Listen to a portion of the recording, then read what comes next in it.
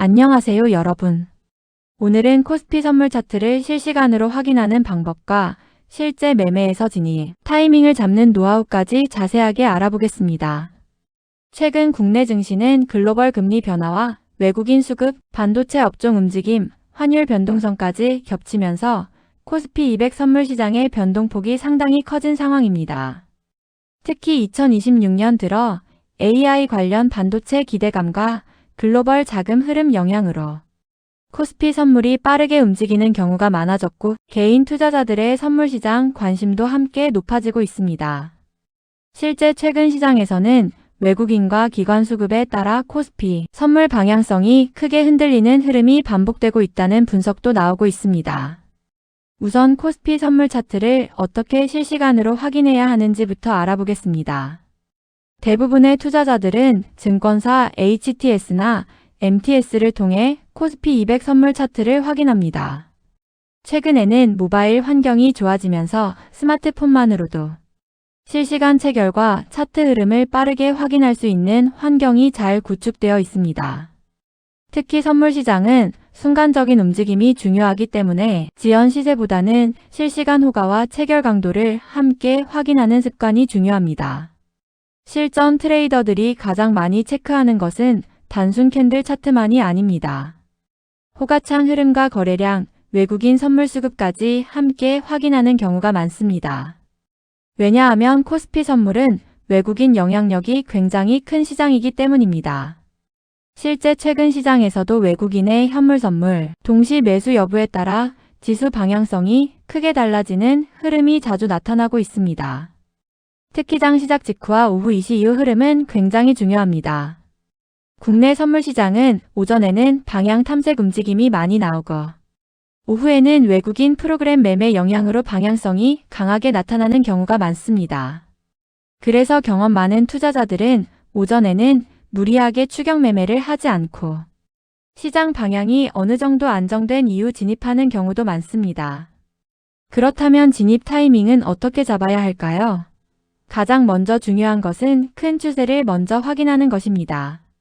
초보 투자자들은 보통 1분봉이나 3분봉만 보면서 급하게 진입하려는 경우가 많지만 실제로는 일시간봉과 일봉 방향을 먼저 확인하는 것이 중요합니다. 예를 들어 일봉 기준 상승 흐름이 유지되는 상황이라면 단기 눌림목 이후 다시 상승 추세가 이어질 가능성이 높아집니다. 반대로 큰 흐름이 하락인데 단기 반등만 보고 무리하게 매수 진입하는 것은 위험할 수 있습니다. 특히 올해 코스피 시장은 AI 관련 반도체 업종 흐름에 따라 움직임이 크게 달라지는 경우가 많습니다. 삼성전자와 SK하이닉스 같은 대형 반도체주 흐름이 코스피 200 선물 방향성에 직접적인 영향을 주고 있기 때문입니다. 최근에도 엔비디아 관련 기대감과 AI 산업 투자 확대 이슈가 나오면서 외국인 자금이 반도체 업종으로 집중되는 흐름이 나타났습니다. 차트 분석에서는 지지선과 저항선 개념도 굉장히 중요합니다. 예를 들어 특정 가격대에서 여러 번 반등이 나왔다면 그 구간은 강한 지지선 역할을 할 가능성이 높습니다. 반대로 여러 번 막힌 가격대는 저항선이 됩니다. 실전에서는 이런 구간 돌파 여부를 보고 진입 타이밍을 잡는 경우가 많습니다. 예를 들어 코스피 선물이 중요한 저항 구간을 거래량과 함께 돌파했다면 추가 상승 가능성을 보고 매수 진입을 고려할 수 있습니다. 하지만 거래량 없이 억지로 올라가는 흐름이라면 돌파 실패 가능성도 있기 때문에 추격 매수는 조심해야 합니다. 결국 중요한 것은 캔들 하나만 보는 것이 아니라 거래량과 수급 흐름을 함께 읽는 것입니다. 또 이동평균선 활용도 굉장히 중요합니다. 단기 매매에서는 보통 5일선과 21선을 많이 참고합니다. 상승 추세에서는 가격이 21선 부근에서 지지를 받는 경우가 많고 하락 추세에서는 반대로 저항 역할을 하는 경우가 많습니다. 특히 이평선이 정배열 상태라면 상승 추세 가능성이 높다고 보는 투자자들이 많습니다. 그리고 실전에서는 체결 강도와 외국인 선물 누적 매수 흐름도 굉장히 중요합니다. 외국인들이 선물을 강하게 매수하면서 체결 강도까지 높아진다면 단기 상승 탄력이 이어질 가능성이 높아질 수 있습니다. 반대로 외국인 매도와 프로그램 매도가 동시에 나오면 장중 급락이 발생하는 경우도 많습니다. 최근 코스피 시장에서는 변동성이 상당히 커지고 있다는 분석도 계속 나오고 있습니다.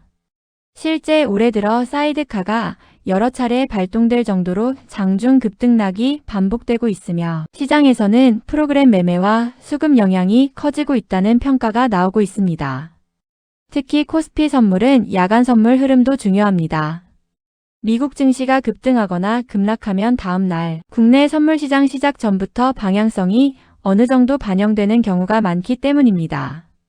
최근에는 미국 나스닥 선물 움직임과 국내 코스피 선물 연동성이 더욱 강해졌다는 분석도 많습니다.